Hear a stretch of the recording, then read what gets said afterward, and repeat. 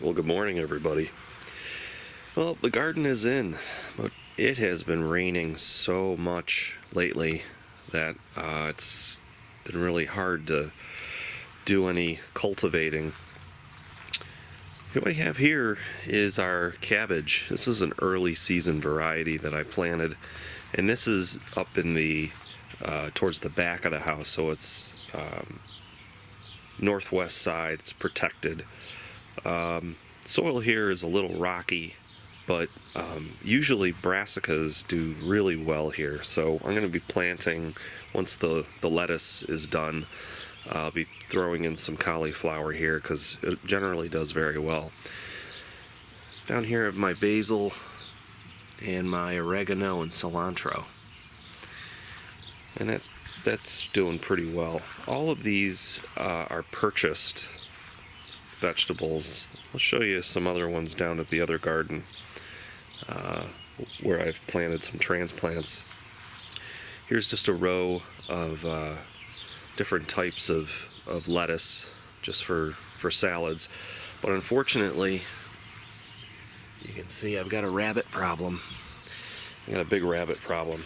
It's a single rabbit that is really decimating a lot of my vegetables, including my kale, which that rabbit has completely devoured. So it looks like somebody is not doing the job. That's Maddie over there. I have a fresh row of beans, green beans, coming up. So get my trellis ready when they start branching up. Maddie, can you please get out of there? That's another problem I have. Paw prints in the garden. And then what you're looking at here are the peas. These are I can't remember the variety, but these peas are just coming up, so we'll be trellising them as well. This garden does very well, though. It gets sun late in the day, and I think somewhat that the white siding reflects a lot of that light. So it does, while it's late in the day sun, it's protected, and it does seem to do pretty well. Let's head down to the other garden, and I'll show you some of the things that we have going on down there.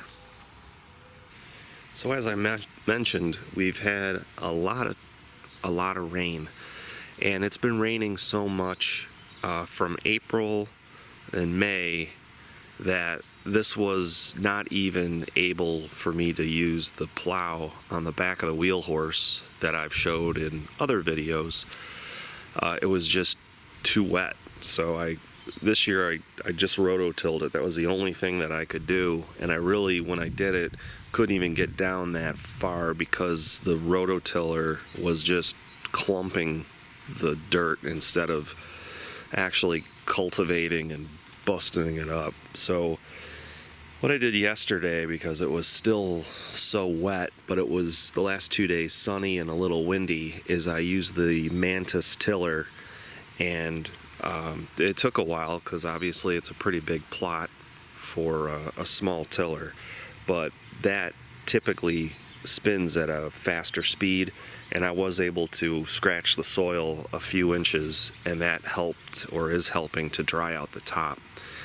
These are my canning San Marzanos, and the first sign you can see are the yellowed leaves. There's a good example right there.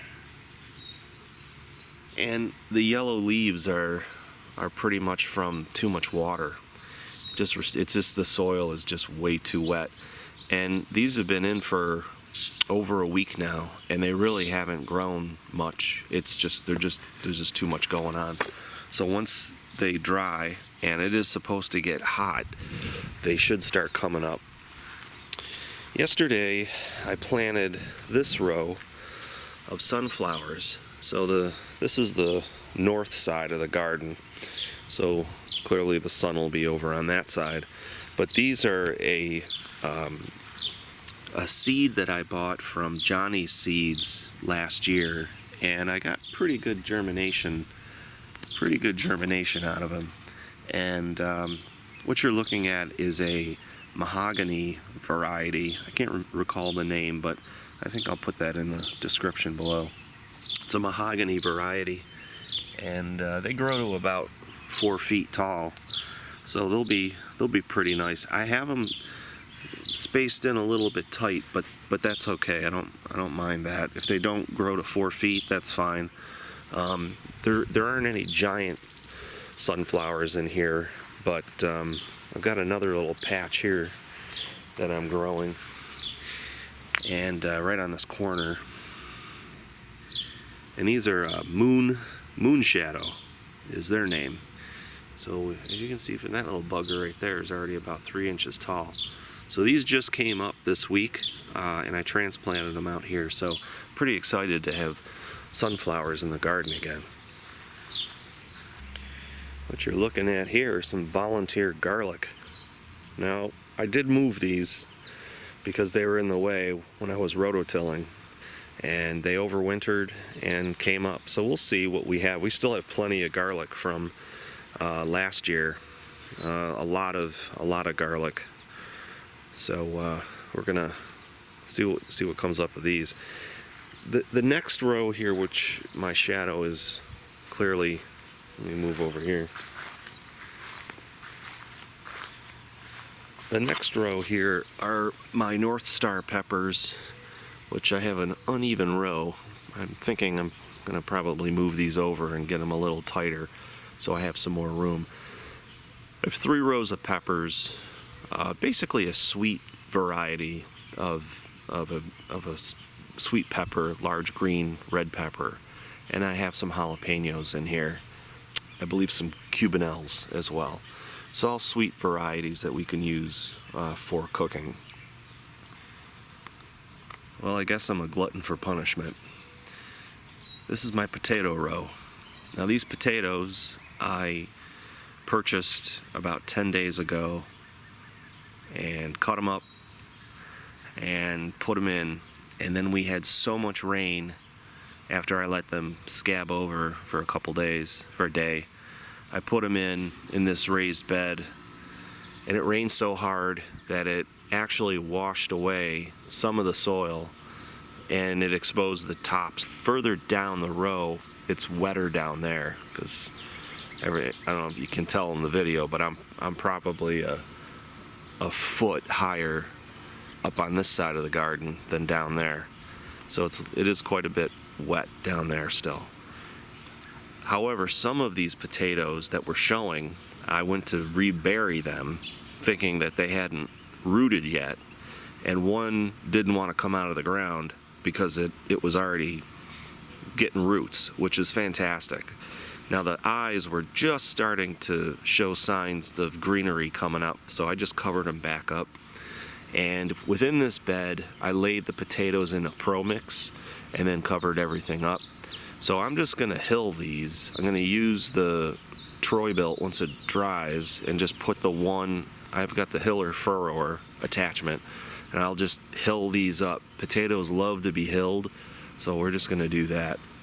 And then see what our luck is and see how it goes. I did get some potatoes last year. They were small, but most of the plants didn't come up, and I never got the big bushy greenery that the heads that people get. The plant, I just didn't get it. I got a couple things coming out of the ground, but they did still make potatoes. They were small and they were good, so maybe we'll do okay. It is late. This should have been in April, and here we are, June 6th, I believe, or 6th, but it wouldn't work. It's just too wet. It was just too wet. Here I've got a row of 3 cherry tomatoes, which I have not grown cherry tomatoes in a long time, probably since the kids were, 8 and 10 years old. It's been that long. And the reason I remember it being that long is they used to come in the garden, and I would look out the window and see that they were just standing out here eating the tomatoes right off the vine. So we didn't have many to bring in the house because they would just come down here and eat till their bellies were full. Another plant that I haven't grown in a long time is zucchini. So I've got two mounds, two clumps over there of 4 zucchini plants that I'm excited to grow, because once it heats up, those are usually a real good producer. So I'm really looking forward to that. And then right here in front, I have a couple, well, I've got 3 sets of big moose pumpkins, which I grew from seed. The seeds that I purchased were from Johnny's. I bought them last fall. So I got really good germination. They came up about 5 or 6 days ago, and we had a thunderstorm with lightning that I haven't seen in a storm like that in years. And we got a lot of rain, of course, but that storm overnight was just a mad lightning producer. Well, the next morning I came out, and these plants had doubled in size from the day before, because I know what they look like, because I had to water them in their containers. So that storm must have produced a lot of nitrogen, knocking it out of the air from all that. I mean, it was a crazy lightning storm. So I'm thinking that had something to do with it. Another thing I'm going to be doing, probably in a different video, is and there's a reason why these plants are spaced like this, and that's because I'm going to be running drip tape through here, and I'm going to be burying that. And drip tape to me is something that I have never really thought of, because I've got a in-ground sprinkler system, and then I've got a stake with a sprinkler on it that I can hook the hose up and water that way. I just think overhead watering maybe is okay if I'm in a situation where it's bone dry and it's too hot and I got to cool things down, where that water will evaporate.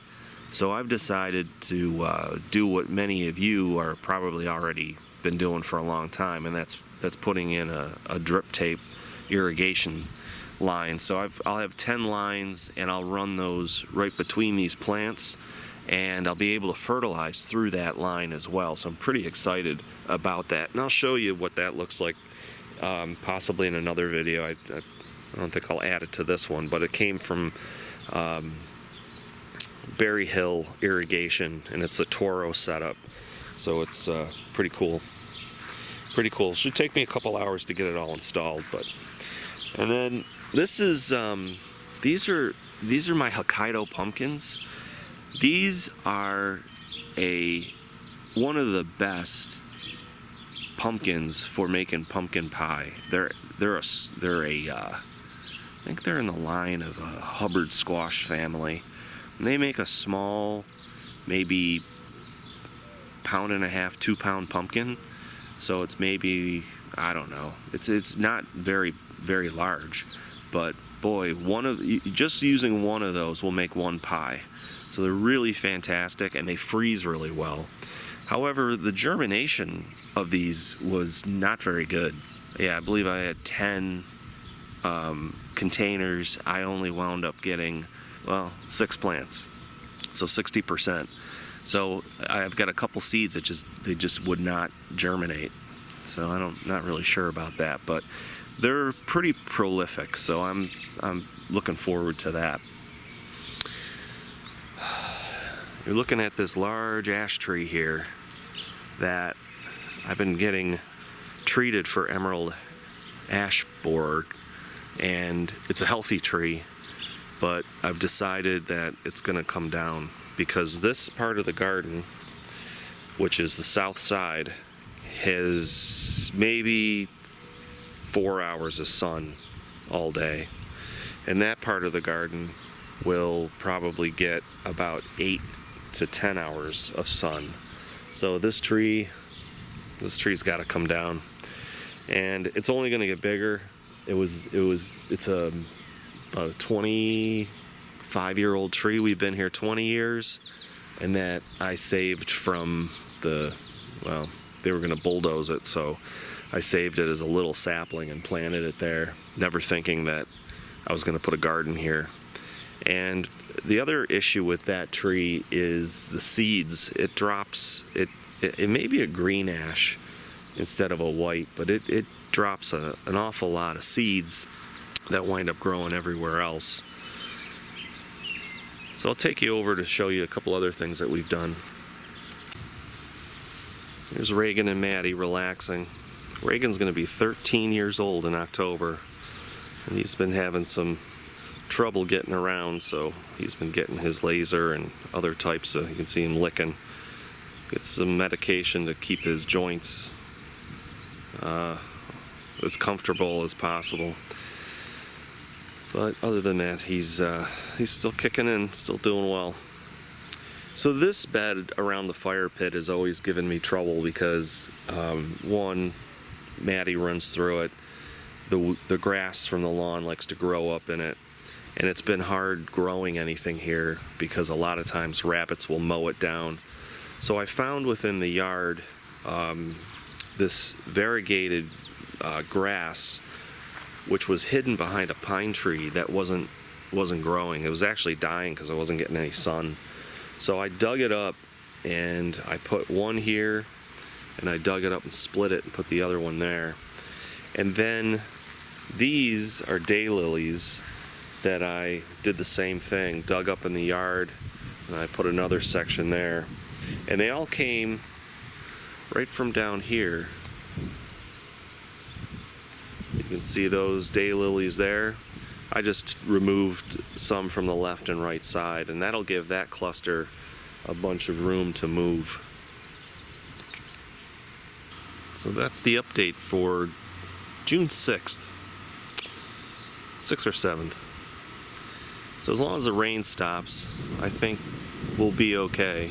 Next steps are going to be getting our pelletized lime down for our tomato plants. They're heavy calcium feeders, and that also prevents blossom end rot. So I put some down already, but it washed away in the storms that we had. So we'll be applying that and working that into the soil. And then I just received from Haas Tools, which is out of Georgia. They sent a 10-pound bag of 20-20-20 fertilizer that I'm going to be applying. Liquid, it's it's soluble, so I'll be applying that as well, and then also I'll be able to apply that through the drip tape once I get that laid out, and that'll be in a future video. One other thing I forgot to mention are the other seeds that I'll be starting today, and I'm going to be running some yellow carrots, some scarlet Nantes carrots, and then these black, almost like a very dark purple black nebula. These are seed, they're not pelleted carrots. I haven't had very good success with carrots because the germination is usually about 21 days. So I'm going to be going real heavy and planting these really thick, and then covering with some an raised bed and covering it with some Pro Mix to hopefully keep the weeds down. What I have had a lot of success with is emerald crown broccoli, so I've got those. I'll be putting that broccoli in, which has I believe 60 days. Yeah, 60 days to harvest, so that'll come up nice. And then I'm trying this Flame Star cauliflower, which is like a yellow or orange cauliflower that's supposed to be really good. All of these seeds I picked up from Haas Tools, which is on YouTube, and they've got a pretty good show. They're nowhere near my zone. I think they're zone 8 or 9, but they've got a show on Thursdays called the Row by Row Garden Show that I've been watching for the last week or two, and I've learned a lot. There's a lot of interesting stuff there, so you might want to check them out, and we'll see how these seeds work that I purchased from them. They're pretty reasonable too with the seeds, so we'll see how those work. Again, I want to thank everybody for watching, and we'll catch everybody in the next video.